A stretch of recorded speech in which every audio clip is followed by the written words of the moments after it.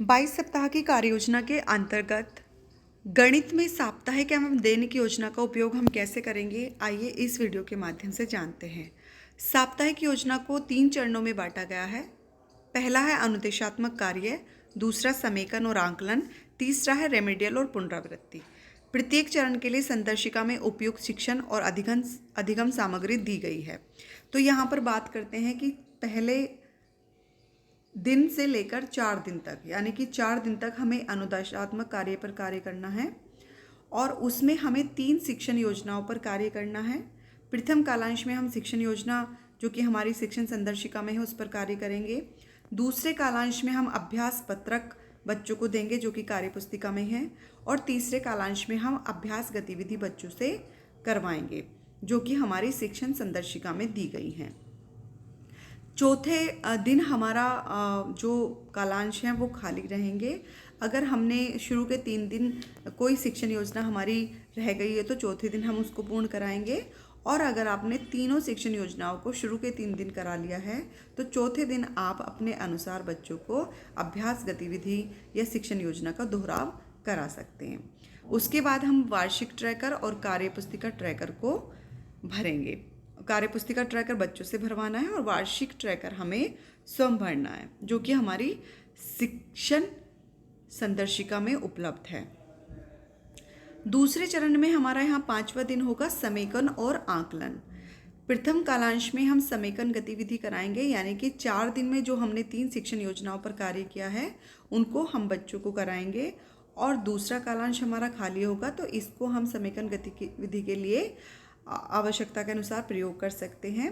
और तीसरे कालांश में मैंने सीख लिया आकलन पत्रक जो कि हमारी कार्यपुस्तिका में होगा वो भरवाएंगे।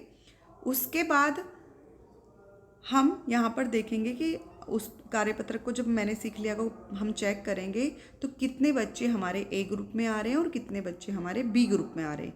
ए ग्रुप में वो बच्चे आएंगे जो उस कार्यपत्रक का 50% से कम भाग पूर्ण कर पा रहे हैं, और बी ग्रुप में वो बच्चे आएंगे जो हमारे 50% से ज़्यादा सही भाग उस प्रपत्र का कर पा रहे हैं। उसके बाद हमें वार्षिक ट्रैकर, मैंने सीख लिया आकलन ट्रैकर, और साप्ताहिक ट्रैकर हमें बच्चों को आकलन ट्रैकर भरना है। उसमें बच्चों को हमें ए और बी देना है। उसके बाद तीसरे चरण में हमारा रेमेडियल और पुनरावृत्ति आएगा।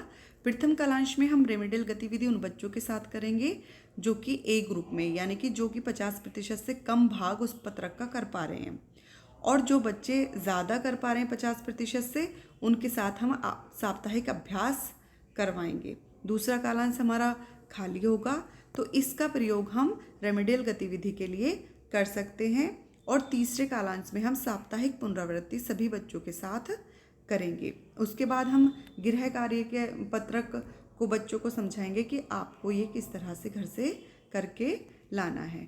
उसके बाद हम यहाँ पर वार्षिक योजना और जो भी हमारे कार्यपुस्तिका के कार्यपत्रक हैं उन पर बच्चों से टिक लगवाएंगे।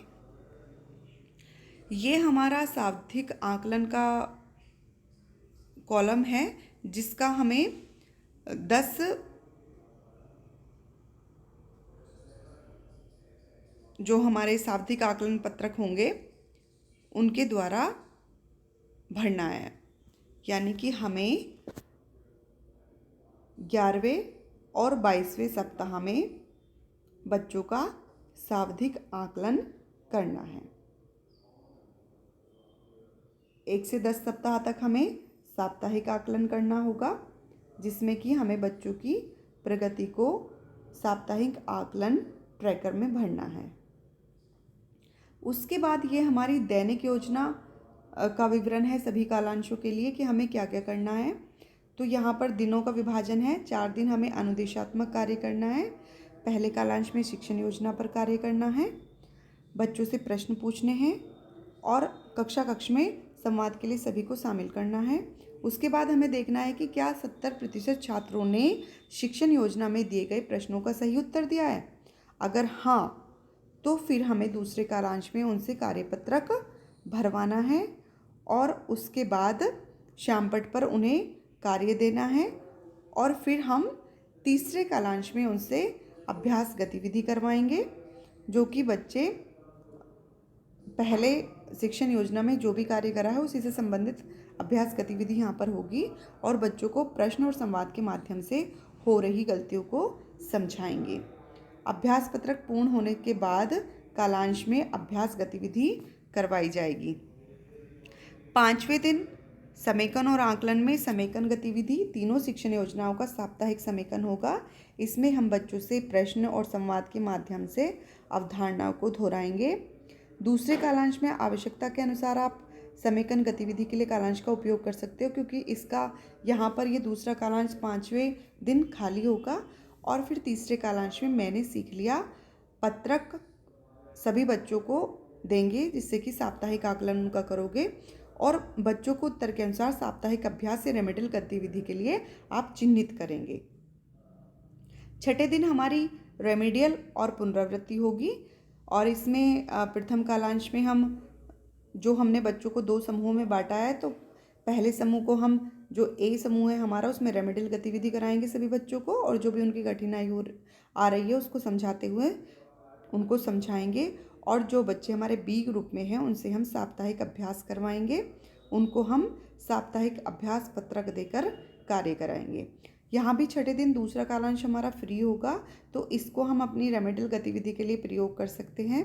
तीसरे कालांश में हम सभी बच्चों को साप्ताहिक पुनरावृत्ति पत्रक भरवाएंगे और बच्चों को गृह कार्य यानी कि हमारी जो अभ्यास पुस्तिका है उसमें से गृह कार्य पत्रक को समझाएंगे कि वो आपको किस तरह से भरना है। अब साप्ताहिक आकलन जो है हमारा साप्ताहिक आकलन होगा इसमें, तो उसमें 1 से 10 सप्ताह तक पत्रक सभी बच्चों का साप्ताहिक आकलन होगा। 1 से 10 दिन तक 10 पत्रक दिए जाएंगे साप्ताहिक आकलन के लिए। उसमें हमारी अगर जो बच्चे नहीं कर पाते हैं तो उनके साथ दूसरे कालांश में रेमेडियल गतिविधि होगी और आवश्यकता के अनुसार उनको रेमेडियल गतिविधि के लिए कालांश का उपयोग करेंगे, तीसरे कालांश का हम।